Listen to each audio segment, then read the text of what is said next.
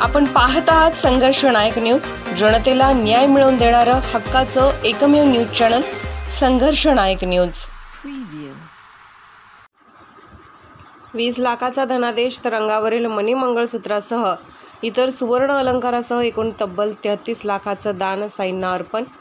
सोलापूर येथील दानशूर साईभक्त श्रीमती मंदाकिनी गुरुलिंग गावसाने यांनी श्री साईबाबा संस्थानला चेक स्वरूपात रक्कम रुपये 20 लाख व विविध प्रकारचे एकूण 905.50 ग्रॅम वजनाचे रक्कम रुपये 13,24,158 रुपये किमतीचे सोन्याचे दागिन्याचे एकूण रक्कम रुपये 33,24,158 किमतीची देणगी दिली।